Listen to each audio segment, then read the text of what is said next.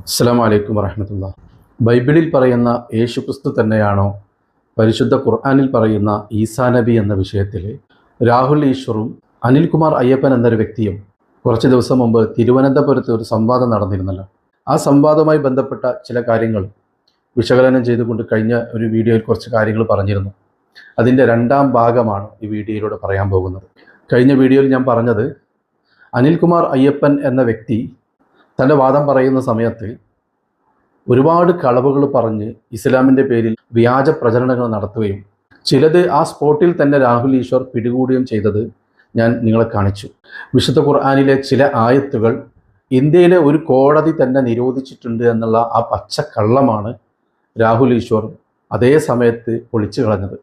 ഏത് കോടതിയാണ് അങ്ങനെ ഒരു വിധി പുറപ്പെടുവിച്ചിട്ടുള്ളതെന്ന് രാഹുൽ ഈശ്വർ തിരിച്ചു ചോദിക്കുകയും തനിക്ക് ലഭിച്ച സമയം ത്യജിച്ചുകൊണ്ട് അതിനുള്ള മറുപടിക്ക് വേണ്ടി കാത്തിരിക്കുകയും ആ സമയം മുഴുവൻ ഈ അനിൽകുമാർ അയ്യപ്പൻ അത് തപ്പിക്കൊണ്ടിരുന്ന വലിയ ബബ്ബടിക്കുന്ന ഒരു കാഴ്ചയാണ് നമ്മൾ കണ്ടത്. അവസാനം ഒരു കോടതിയും നിരോധിച്ചിട്ടില്ല എന്ന് അയാൾ തന്നെ സമ്മതിക്കുകയും ചെയ്തു. സംഘി വെബ്സൈറ്റിൽ കിടന്ന എവിടെയോ നടന്ന ഒരു കേസുമായി ബന്ധപ്പെട്ട ചില കാര്യങ്ങൾ പറഞ്ഞുകൊണ്ട് അതിലെ പ്രതികളെ വെറുതെ വിട്ടത് കൊണ്ട് ആ പ്രതികൾ പറയുന്ന വാദം കോടതി അംഗീകരിക്കുകയല്ലേ എന്നുള്ള ഒരു വാദമാണ് അനിൽകുമാർ അയ്യപ്പൻ ചോദിച്ചത്. അതിൻ്റെ പേരിലാണ് കോടതി വിധി എന്ന് പറഞ്ഞുകൊണ്ട് ജനങ്ങളെ തെറ്റിദ്ധരിപ്പിക്കാൻ നോക്കിയത്. അങ്ങനെ ഇയാളുടെ വെപ്രാളവും ബബ്ബൊക്കെ കണ്ടിട്ട് അയാളെ കൊണ്ടുവന്നവരടക്കം നാണം കെട്ട അവസ്ഥയാണ് കഴിഞ്ഞ വീഡിയോയിലൂടെ നമ്മൾ പറഞ്ഞത്. താൻ പറഞ്ഞ ഒരു കാര്യം തെളിയിക്കാൻ കഴിയാതെ സ്റ്റേജിൽ കിടന്ന് ഉഴലുന്ന കാഴ്ച നമ്മൾ കണ്ടു, ലോകം കണ്ടു. അതിപ്പോഴും സോഷ്യൽ മീഡിയയിലൂടെ ഒക്കെ ഓടിക്കൊണ്ടിരിക്കുകയാണ്. ഏതായാലും ബാക്കിയുള്ള കളവുകളും വിശകലനവും ഒക്കെ നമുക്ക് ഈ വീഡിയോയിലൂടെ പറയാം. നിങ്ങളെല്ലാവരും വീഡിയോ മുഴുവനായിട്ടും കാണണമെന്ന് ആദ്യമേ അറിയിക്കുകയാണ്. ഇപ്രാവശ്യം ആദ്യം ഞാൻ കാണിക്കുന്നത് അനിൽകുമാർ അയ്യപ്പൻ ഖുർആനിൻ്റെ പേരിൽ പറഞ്ഞ പച്ചക്കളവുകളാണ്. ഈസാ നബിയുടെ മാതാവ് മറിയം ബീവിയെക്കുറിച്ച് മാത്രമാണ് പരിശുദ്ധ ഖുർആനിൽ പേരെടുത്ത് പറഞ്ഞിട്ടുള്ള ഒരു സ്ത്രീ എന്ന് രാഹുൽ ഈശ്വർ വാദിച്ചപ്പോൾ, അത് മറിയം ബീവിയെ ആദരിച്ചതിൻ്റെ ഭാഗം കൂടിയാണെന്ന് രാഹുൽ ഈശ്വർ പറഞ്ഞപ്പോൾ അനിൽകുമാർ അയ്യപ്പൻ പറഞ്ഞത് ഒരിക്കലുമല്ല, വേറെയും സ്ത്രീകളെക്കുറിച്ച് ഖുർആനിൽ പറഞ്ഞിട്ടുണ്ട്, പേരെടുത്ത് തന്നെ പറഞ്ഞിട്ടുണ്ട് എന്നാണ്. അങ്ങനെ അയാൾ ഉദാഹരണമായിട്ട് കൊണ്ടുവന്നത് എന്താണെന്നറിയോ? അന്ന് മക്കയിലെ ബിംബങ്ങളെക്കുറിച്ച് പറയുന്ന ചില വചനങ്ങളുണ്ടല്ലോ, ലാത്ത ഉസ്സ മനാത്ത, ബിംബങ്ങളെക്കുറിച്ച് പറയുന്ന പേരുകൾ. അതായത് പ്രവാചകൻ വരുന്നതിന് മുമ്പ് തന്നെ മക്കക്കാർ ആരാധിച്ചു പോന്നിരുന്ന ബിംബങ്ങളാണത്, ലാത്ത ഉസ്സ മനാത്ത. അതിനെക്കുറിച്ച് ഖുർആനിൽ പറഞ്ഞ ആ വാക്കുകൾ, ആ പേരുകൾ എടുത്ത് വെച്ചിട്ട് ഇത് അള്ളാഹുവിൻ്റെ 3 പുത്രിമാരാണ്, അവർ സ്ത്രീകളാണ് എന്ന് ജനങ്ങളെ തെറ്റിദ്ധരിപ്പിക്കുന്ന രീതിയിലുള്ള വ്യാജ പ്രചരണമാണ് അനിൽകുമാർ അയ്യപ്പൻ നടത്തിയത്. അപ്പോൾ രാഹുൽ ഈശ്വർ പറഞ്ഞു അവരൊരിക്കലും സ്ത്രീകളല്ല, അവർ മക്കക്കാർ ആരാധിച്ചിരുന്ന ദേവതകളാണെന്ന് പറഞ്ഞു. ഏതായാലും ആ ഭാഗം കൂടെ നമുക്കൊന്ന് കേട്ടിട്ട് ബാക്കി കാര്യങ്ങളിലേക്ക് കിടക്കാം. മറിയം ഒഴികെ വേറെ സ്ത്രീനാമം ഖുറാനിലില്ല എന്നാണ് ശ്രീ രാഹുൽ ഈശ്വർ പറഞ്ഞത്. അല്ലാതെ മനുഷ്യ സ്ത്രീയുടെ നാമം എന്ന് എടുത്തു പറഞ്ഞിട്ടില്ല, സ്ത്രീനാമം എന്നാണ് പറഞ്ഞത്. അള്ളാഹുവിൻ്റെ 3 പെൺമക്കളുടെ പേരാണെന്ന് ഞാൻ കൃത്യമായിട്ട് പറഞ്ഞു. അള്ളാഹുവിൻ്റെ 3 പെൺമക്കൾ എന്ന് പറയുന്നത് അവർ ഈ പ്രീ ഇസ്ലാമിക് കാലഘട്ടത്തിൽ, അതായത് മുഹമ്മദ് വന്ന് ലോക്കൽ ദൈവമായിരുന്ന അള്ളാഹുവിനെ പിടിച്ച് ഇൻ്റർനാഷണൽ ദൈവമാക്കണേക്കാളും മുമ്പ് അന്നത്തെ കാലത്ത് ഇവർ ലോക്കൽ ആരാധിച്ചുകൊണ്ടിരുന്നതാണ് ഈ ചങ്ങാതിനെ. അപ്പോൾ ഈ ചങ്ങാതിക്ക് 3 പെൺമക്കളുണ്ടായിരുന്നു. ആ 3 പെൺമക്കളുടെ പേര് അതിനകത്തുണ്ട്. അത് സ്ത്രീനാമമാണ്, മനസ്സിലായി? പെൺമക്കളുടെ പേരാണ്. ആൺമക്കളുടെ ആയിരുന്നെങ്കിൽ എനിക്കിത് പറയാൻ പറ്റില്ല, പക്ഷേ പെൺമക്കളുടെ പേര് അവിടെ കൊടുത്തിരിക്കുക. അപ്പോൾ അത് സ്ത്രീനാമമാണ്. ദേവതമാരെയാണോ അല്ലേ എന്നുള്ളത് വേറെ വിഷയം. കണ്ടല്ലോ നിങ്ങൾ, അയാൾ പറയുന്നത് ലോക്കൽ ദൈവമായ അള്ളാഹുവിനെ ഇൻ്റർനാഷണൽ ദൈവമാക്കി ആര്? പ്രവാചകൻ മുഹമ്മദ് നബി സല്ലല്ലാഹു അലൈഹി വസല്ലം. അതായത് പ്രവാചകൻ വരുന്നതിന് മുമ്പ് മക്കക്കാർ ലോക്കൽ ദൈവമായിട്ട് ആരാധിച്ചിരുന്ന ആളാണ് ആര്? അള്ളാഹു. പ്രവാചകൻ വന്നപ്പോൾ ആ ലോക്കൽ ദൈവത്തെ പിടിച്ച് ഇൻ്റർനാഷണൽ ദൈവമാക്കി എന്ന് പരിഹസിക്കുകയാണ് അയാൾ. എന്നാൽ ഈ പറയുന്നതിന് എന്തെങ്കിലും ചരിത്ര വസ്തുതകൾ അയാളുടെ പക്കത്തുണ്ടോ? അയാൾക്കത് കാണിക്കാൻ കഴിയുമോ? കഴിയൂല, ഒരിക്കലും കഴിയൂല. ആരാണ് പിന്നെ ഇങ്ങനെ ഒരു കഥ ഇയാൾക്ക് പറഞ്ഞു കൊടുത്തത്? എവിടുന്നാണ് ഇത്തരത്തിലുള്ള ഒരു കെട്ടുകഥ ഇയാൾക്ക് കിട്ടിയത്? അങ്ങനെ എന്തെങ്കിലും രേഖ ഇയാളുടെ കയ്യിലുണ്ടെങ്കിൽ അയാളത് ഹാജരാക്കട്ടെ. അങ്ങനെ ഒരു ലോക്കൽ ദൈവത്തെയാണ് മക്കക്കാർ ആരാധിച്ചിരുന്നുവെങ്കിൽ ആ ലോക്കൽ ദൈവത്തെ അവർക്ക് കാണാൻ കഴിയുമല്ലോ. ലോക്കൽ ദൈവമായ അള്ളാഹുവിൻ്റെ രൂപം അവർക്ക് അറിയാൻ കഴിയുമായിരുന്നല്ലോ. പിന്നെ അവരെന്തുകൊണ്ട് അള്ളാഹുവിൻ്റെ ഒരു ബിംബത്തെ ഉണ്ടാക്കാൻ ശ്രമിച്ചില്ല? അവർ മക്കയിൽ ആകെ ഉണ്ടാക്കിയ ബിംബം എന്ന് പറഞ്ഞാൽ ലാത്ത ഉസ്സ മനാത്ത എന്ന് പറഞ്ഞ ബിംബങ്ങളാണ്. അള്ളാഹുവിൻ്റെ ഒരു ബിംബത്തെ അവർക്ക് എന്തുകൊണ്ട് ഉണ്ടാക്കാൻ സാധിച്ചില്ല? അത് അള്ളാഹുവിൻ്റെ രൂപത്തെ അവർക്ക് അറിയാത്തത് കൊണ്ടാണ്, അള്ളാഹുവിനെ അവർ കാണാത്തത് കൊണ്ടാണ്. അത് ഏത് ബുദ്ധിയുള്ള ആൾക്കും തിരിച്ചറിയാവുന്ന കാര്യമല്ലേ? ചരിത്രം പഠിക്കുന്ന ആർക്കും അറിയാൻ പറ്റും അള്ളാഹുവിൻ്റെ ഒരു രൂപമുണ്ടാക്കി ആരാധിച്ചിട്ടില്ല മക്കക്കാർ എന്നുള്ളത്. അള്ളാഹു എങ്ങനെയാണെന്ന് പോലും അവർക്കറിയില്ല എന്ന് ചരിത്രം പഠിക്കുന്ന ആർക്കും അറിയാം. അപ്പൊ ലോക്കൽ ദൈവമാകുമ്പോൾ തീർച്ചയായിട്ടും ആ ലോക്കൽ ദൈവത്തെ ആരാധിക്കുന്ന ആളുകൾ ഒരു ബിംബമുണ്ടാക്കി ആ ബിംബത്തായിരിക്കും ആരാധിക്കുക. അങ്ങനെയാണെങ്കിൽ ആ മക്കക്കാർ ആരാധിച്ചിരുന്ന ബിംബങ്ങൾ ലാത്ത, ഉസ്സ, മനാത്ത മാത്രമാണ്. പക്ഷെ അവരെന്തായിരുന്നു വിശ്വസിച്ചത്? ഈ ലോകത്തിന്റെ സൃഷ്ടാവായ അള്ളാഹുവിലേക്ക് തങ്ങളുടെ ആവശ്യങ്ങൾ പറയാനും തങ്ങളുടെ ആവശ്യങ്ങൾ നിറവേറ്റാനും ഈ ലാത്ത, ഉസ്സ, മനാത്തക്ക് കഴിയുമെന്നും ഇവർക്കതിന് കഴിവുണ്ടെന്നും ഇവർ വിശ്വസിച്ചിരുന്നു. അങ്ങനെ അവർ വിശ്വസിച്ച ദൈവങ്ങളുടെ പേര് അല്ലെങ്കിൽ ബിംബങ്ങളുടെ പേര് മാത്രമാണ് ലാത്ത, ഉസ്സ, മനാത്ത. അതല്ലാതെ അത് അള്ളാഹുവിൻ്റെ പുത്രിമാരോ മക്കളോ ഒന്നുമല്ല. അതൊക്കെ ഇയാൾക്ക് എവിടെ നിന്നാണ് കിട്ടിയതെന്ന് അള്ളാഹു ആലം. അത് ബിംബങ്ങൾ തന്നെയാണെന്ന് ഖുർആനിലും പറഞ്ഞിട്ടുണ്ടല്ലോ, ഹദീസുകളിൽ നമുക്കത് കാണാൻ പറ്റും. ആ ബിംബങ്ങളെ കുറിച്ച് പരാമർശിച്ച വാക്കുകൾ എടുത്തിട്ട് അത് അള്ളാഹുവിൻ്റെ പുത്രന്മാരാണ്, മക്കളാണെന്നൊക്കെ ഇയാൾ പറയണമെങ്കിൽ ഇയാൾക്ക് ചില്ലറ അസുഖമൊന്നുമല്ല. ഇയാൾ തന്നെ തുടക്കത്തിൽ പറയുന്നുണ്ട്, ഈ സംവാദത്തിൻ്റെ തുടക്കത്തിൽ ഇയാൾ തന്നെ പറയുന്നുണ്ട്, അള്ളാഹുവിന് കുട്ടികളുണ്ടാവില്ല, അള്ളാഹുവിന് മാതാപിതാക്കൾ ഉണ്ടാവില്ല, ഗേൾ ഫ്രണ്ട് ഉണ്ടാവില്ല എന്നൊക്കെ ഇയാൾ തന്നെ പറയുന്നുണ്ട്. എന്നിട്ട് നേരെ വൈരുദ്ധ്യം ഇയാൾ തന്നെയാണ് ആ പ്രസംഗത്തിൽ പറയുന്നത്. നമുക്കൊന്ന് കേൾക്കാം, ഇയാൾ ആദ്യത്തെ ആ വാദം ഒന്ന് കേൾക്കാം. ഈ പിതാവ് എന്നുള്ള കാഴ്ചപ്പാടേ ഇസ്ലാമിനകത്തില്ല. ഖുർആൻ പൂർണ്ണമായിട്ട് നിരാകരിക്കുകയാണ്. അടുത്ത ഇത് നോക്കിയാൽ പറഞ്ഞത് അവിടെ സൂറ 6:101 അള്ളാഹുവിനെ കുറിച്ച് പറയാണ്, ആകാശങ്ങളുടെയും ഭൂമിയുടെയും നിർമ്മാതാവാണ് അവൻ. അവൻ എങ്ങനെ ഒരു സന്താനം ഉണ്ടാകും? അവനൊരു കൂട്ടുകാരിയും ഇല്ലല്ലോ എന്നാണ് ചോദിക്കുന്നത്. അള്ളാഹുവിന് ഗേൾ ഫ്രണ്ട് ഇല്ല. ഈ ഗേൾ ഫ്രണ്ട് ഇല്ലാത്ത കാരണം മക്കളില്ല, അതുകൊണ്ട് അള്ളാഹു പിതാവല്ല. ഇതാണ് പറയുന്നത്. സൂറ ഇഖ്ലാസിലും പറയുന്നുണ്ട് 112 അള്ളാഹു ആർക്കും ജന്മം കൊടുത്തിട്ടില്ല, അള്ളാഹു ജനിച്ചിട്ടുമില്ല, അവൻ ജനിച്ചിട്ടുമില്ല, ജനിപ്പിച്ചിട്ടുമില്ല. അതായത് പിതൃത്വം ഇല്ല, പുത്രത്വം ഇല്ല. ബൈബിളിലെ ദൈവം പിതാവും പുത്രനുമായിരിക്കുമ്പോൾ അവിടെ പിതൃത്വം ഇല്ല, പുത്രത്വം ഇല്ല. മനസ്സിലായോ? അപ്പോൾ ഈ പിതൃത്വവും പുത്രത്വം ഇല്ലാതിരിക്കുക എങ്ങനെയാണ് ഈസാ നബിക്ക് പിതാവ് എന്നുള്ള കാര്യം തന്നെ പറയാൻ പറ്റുക? കണ്ടോ, ഇയാൾ ഖുർആനിലെ വചനങ്ങളും സൂറത്തുകളും ഉദ്ധരിച്ചുകൊണ്ടാണ് പറയുന്നത് അള്ളാഹുവിന് മക്കളുണ്ടാവില്ല, അള്ളാഹുവിന് പങ്കുകാരുണ്ടാവില്ല, മാതാപിതാക്കളോ സുഹൃത്തുക്കളോ സഹോദരന്മാരോ ഒന്നും ഉണ്ടാവില്ല. അങ്ങനെ പങ്ക് ചേർത്ത് കഴിഞ്ഞാൽ, അങ്ങനെ മക്കളുണ്ടെന്ന് വിശ്വസിച്ച് കഴിഞ്ഞാൽ അയാൾ മുശ്രിക്കാണ്. അപ്പോൾ ഈസാ നബി അങ്ങനെ ഒരിക്കലും വിശ്വസിച്ചിട്ടില്ലല്ലോ അന്ന് ഇയാൾ തന്നെയാണ് പറയുന്നത്. സത്യമാണ്, അങ്ങനെ ഒരു വിശ്വാസം ഖുർആനിലോ മുസ്ലിങ്ങൾക്കോ ഇല്ല. എന്നിട്ട് അതേ മുസ്ലിങ്ങളെ കുറിച്ച് ഇയാൾ പറയുന്നത് എന്താണ്? ഈ ലാത്തയും ഉസ്സയും മനാത്തയും അള്ളാഹുവിൻ്റെ മക്കളല്ലേ എന്നുള്ളത്. ആരാണ് അങ്ങനെ വിശ്വസിച്ചത്? എത്ര വൈരുദ്ധ്യാത്മകമായിട്ടാണ് ഇയാൾ സംസാരിക്കുന്നത്. അള്ളാഹുവിന് മക്കളുണ്ടാവില്ല എന്നാണ് ഇസ്ലാമിൻ്റെയും മുസ്ലിങ്ങളുടെ വിശ്വാസം എന്ന് പറഞ്ഞ ആൾ പറയാണ് ഈ ലാത്തയും ഉസ്സയും മനാത്തയും അള്ളാഹുവിൻ്റെ മക്കളാണെന്ന്. എത്ര വിരോധാഭാസമായിട്ടുള്ളതാണ് ഇയാളുടെ വാദങ്ങൾ ഉന്നയിച്ചുകൊണ്ടിരിക്കുന്നത്. മറിയം ബീവി അല്ലാതെ വേറെയും സ്ത്രീകളുടെ പേര് ഖുർആനിൽ പറഞ്ഞിട്ടുണ്ട് എന്നുള്ളത് പച്ചക്കളവാണെന്ന് എന്നെ കേൾക്കുന്ന എല്ലാവർക്കും ഇപ്പോൾ ബോധ്യപ്പെട്ടിട്ടുണ്ടാവും. പിന്നെ മറ്റൊരു കാര്യം, പ്രവാചകന്റെ മുമ്പ് മക്കക്കാർ ഒരു ലോക്കൽ ദൈവമായ അള്ളാഹുവിനെ ആരാധിച്ചിരുന്നു എന്ന് ഇയാൾ പറയുന്നുണ്ടല്ലോ. അള്ളാഹുവിൻ്റെ 3 പെമ്മക്കൾ എന്ന് പറയുന്നത് അവർ ഈ പ്രീ ഇസ്ലാമിക് കാലഘട്ടത്തിൽ, അതായത് മുഹമ്മദ് വന്ന് ലോക്കൽ ദൈവമായിരുന്ന അള്ളാഹുവിനെ പിടിച്ച് ഇൻ്റർനാഷണൽ ദൈവമാക്കണേക്കാളും മുമ്പ് അന്നത്തെ കാലത്ത് ഇവർ ലോക്കൽ ആരാധിച്ചുകൊണ്ടിരുന്നതാണ്.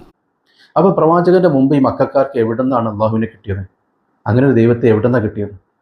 പ്രവാചകൻ വന്നതിന് ശേഷമാണ് മക്കക്കാർക്ക് അള്ളാഹുവിനെ കുറിച്ചുള്ള വിശദമായിട്ടുള്ള വിവരങ്ങൾ കൊടുത്തത്.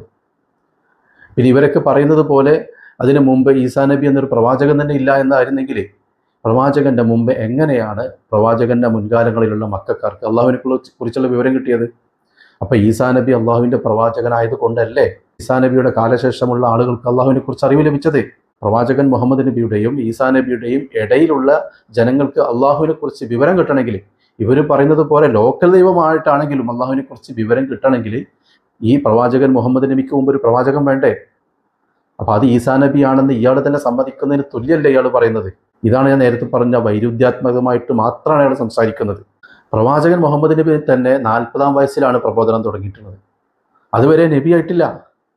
പ്രവാചകത്വം ലഭിച്ച് 3 വർഷം കഴിഞ്ഞതിന് ശേഷമാണ് പരസ്യ പ്രബോധനം തന്നെ തുടങ്ങിയത്. അപ്പോൾ ഈ 40 കൊല്ലോ അല്ലെങ്കിൽ പ്രവാചകൻ ജനിക്കുന്നതിന് മുമ്പോ ഈ മക്കക്കാർക്ക് എവിടെ നിന്നാണ് അള്ളാഹു എന്ന ഒരു ദൈവത്തെക്കുറിച്ച് അറിയാൻ കഴിഞ്ഞത്? അങ്ങനെ ഒരു വാദം ഇയാൾ ഉന്നയിക്കുമ്പോൾ തന്നെ അതിൽ നിന്ന് മനസ്സിലാവുന്ന എന്താണ്?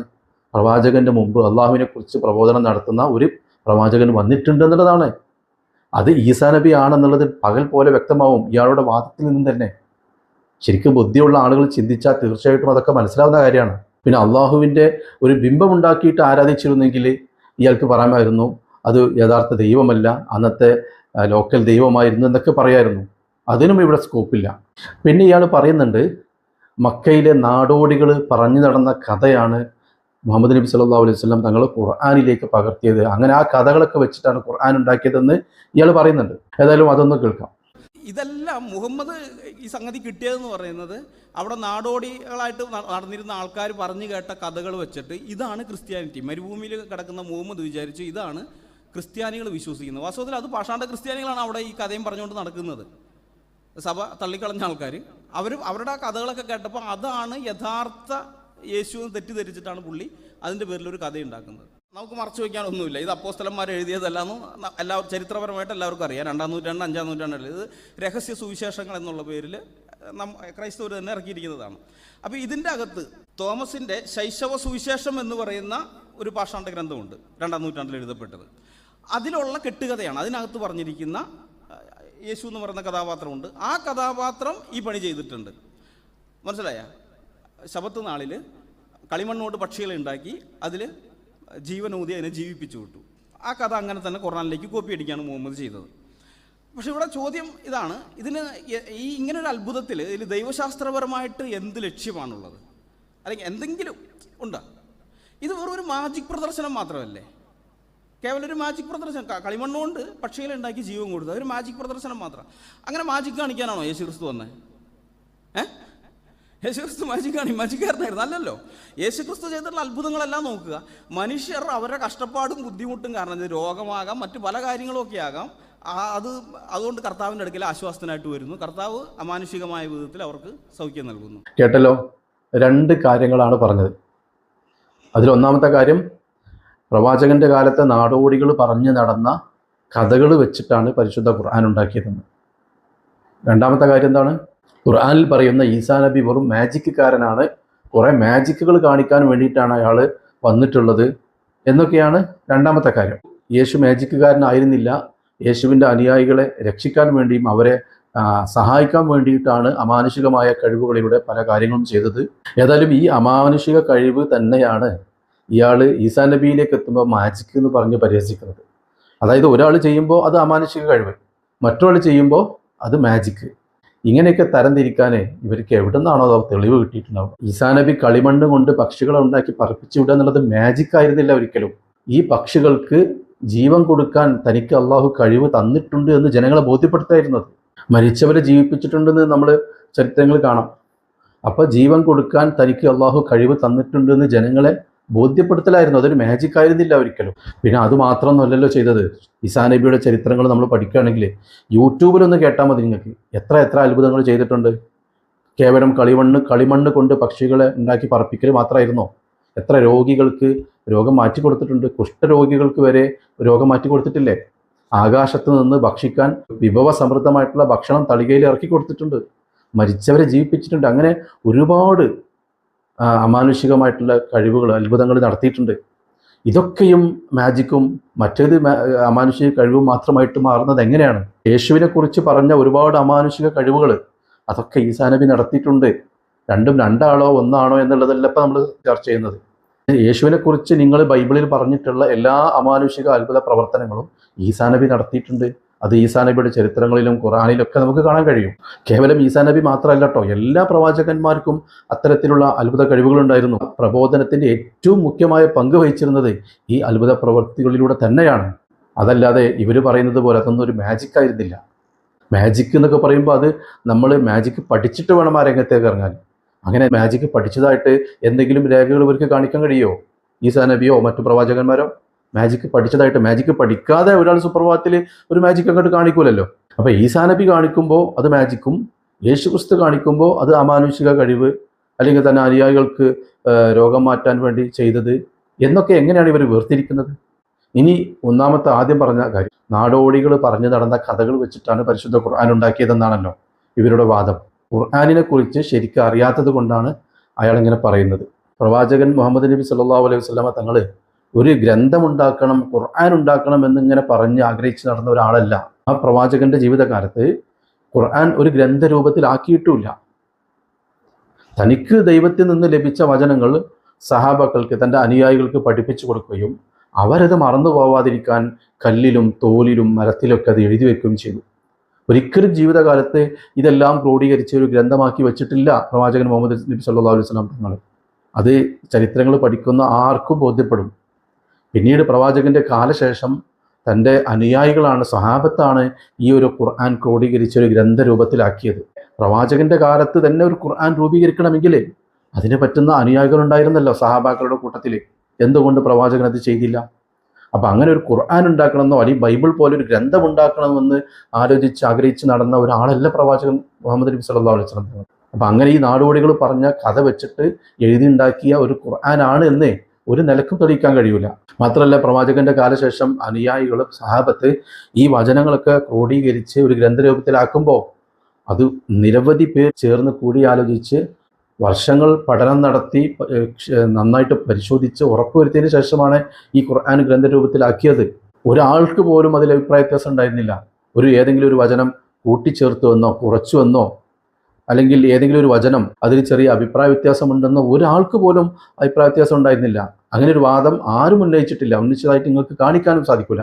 ഒരൊറ്റ ആയത്തിൻ്റെ പേരിൽ പോലും അന്നത്തെ കാലത്ത് അത് ക്രോഡീകരണത്തിൻ്റെ സമയത്ത് ഒരാൾക്ക് പോലും അഭിപ്രായ വ്യത്യാസം ഉണ്ടായിരുന്നില്ല.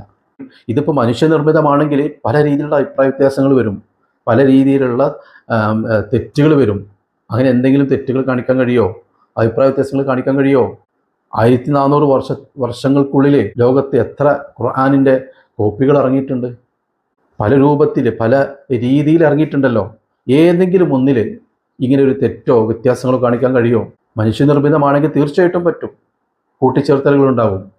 ഇനി മുസ്ലിങ്ങൾ എഴുതി വെച്ചത് വേണ്ട, അന്നത്തെ ഇസ്ലാമിൻ്റെ ശത്രുക്കളെങ്കിലും എഴുതി വെച്ചതുണ്ടോ? ഈ ഖുർആൻ നാടോടി കഥകൾ കേട്ടറിഞ്ഞ് എഴുതി വെച്ച ഖുർആനാണ്, അല്ലെങ്കിൽ പ്രവാചകൻ്റെ കാലത്ത് തന്നെ ഉണ്ടാക്കിയ ഖുർആനാണ്, ഇത് ദൈവത്തിൻ്റെ വചനങ്ങളല്ല എന്ന് പറയുന്ന ചരിത്ര രേഖകൾ അന്നത്തെ ശത്രുക്കൾ എഴുതിയതെങ്കിലും കാണിക്കാൻ കഴിയുമോ? അതൊന്നും നോക്കണ്ട. പരിശുദ്ധ ഖുർആൻ പ്രവാചകൻ എഴുതിയതാണ് എന്നിവർ പറയണമെങ്കിൽ പ്രവാചകൻ അക്ഷരാഭ്യാസം പഠിക്കണ്ടേ, എഴുത്തും വായനയും പഠിക്കണ്ടേ? എല്ലാ രഹസ്യവും പരസ്യവും കൃത്യമായി രേഖപ്പെടുത്തിയിട്ടുള്ള, ഗർഭകാലം മുതൽ മരണം വരെ കൃത്യമായ ജീവചരിത്രം രേഖപ്പെടുത്തിയിട്ടുള്ള പ്രവാചകന്റെ ചരിത്രത്തിൽ എവിടെയും കാണാൻ നമുക്ക് കഴിയില്ല അക്ഷരാഭ്യാസം പഠിച്ചുവെന്നോ എഴുത്തും വായനയും പഠിച്ചുവെന്നോ കാണാൻ കഴിയില്ല.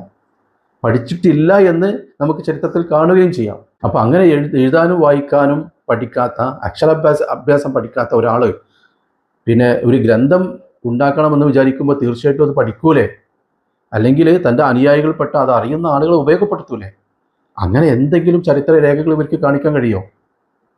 ഇത് പ്രവാചകന്റെ കാലത്ത് പ്രവാചകൻ തന്നെ എഴുതി ഉണ്ടാക്കിയതാണെന്നോ മറ്റൊരാളെ കൊണ്ട് എഴുതിപ്പിച്ചതാണെന്നോ പറയുന്ന എന്തെങ്കിലും ഒരു ചരിത്ര രേഖ ഇവരിങ്ങനെ വെറുതെ നാവിട്ടലക്കുക എന്നല്ലാതെ ചരിത്ര രേഖകൾ കാണിക്കാൻ കഴിയും? ശത്രുക്കൾ എഴുതിയതായാലും മതി. ഇനി അതൊന്നും നോക്കണ്ട. ഇന്നത്തെ കാലത്ത് നമുക്ക് ലഭിക്കുന്ന പരിശുദ്ധ ഖുർആൻ ശരിക്കൊന്ന് പഠിച്ചാൽ മാത്രം മതി. അതിൻ്റെ വിശാലമായ ആശയങ്ങളൊന്ന് ഉൾക്കൊണ്ടാൽ മാത്രം മതി. ഇതൊരിക്കലും മനുഷ്യന് ഉണ്ടാക്കാൻ പറ്റുന്ന ഒന്നല്ല എന്ന് ബോധ്യപ്പെടും. എത്ര ഉന്നതിയിലുള്ള, എത്ര ബുദ്ധിയുള്ള, എത്ര വിജ്ഞാനമുള്ള മനുഷ്യനാണെങ്കിലും ആ മനുഷ്യന് പോലും ഇത്തരത്തിലുള്ള ഒരു ഗ്രന്ഥം ഉണ്ടാക്കാൻ കഴിയില്ല എന്നുള്ളത് ഏത് ശാസ്ത്രീയമായിട്ടും തെളിയിക്കാൻ നമുക്ക് കഴിയും ഇന്നത്തെ കാലത്ത്. അപ്പോൾ ഈ ഖുർആൻ ഒരു മനുഷ്യ സൃഷ്ടിയല്ല എന്ന് ആദ്യം തന്നെ ബോധ്യപ്പെടും. അത് മാത്രം പരിശോധിച്ചാൽ മതി. ഈ ഖുർആൻ എന്നുള്ളത് നാടോടിക്കഥകൾ ചേർത്ത് എഴുതി വെച്ചതാണെന്നോ അല്ലെങ്കിൽ പ്രവാചകൻ ഉണ്ടാക്കിയതാണെന്നോ ഒരിക്കലും പറയാൻ കഴിയില്ല. ഏതായാലും വീഡിയോ കൂടുതൽ നീണ്ടു പോകുന്നുണ്ട്, ഞാൻ അവസാനിപ്പിക്കുകയാണ്. ബാക്കി കളവുകളും ബാക്കി വിശേഷങ്ങളൊക്കെ അടുത്ത വീഡിയോയിൽ നമുക്ക് പറയാം. അസ്സലാമു അലൈക്കും വറഹ്മത്തുള്ളാഹി.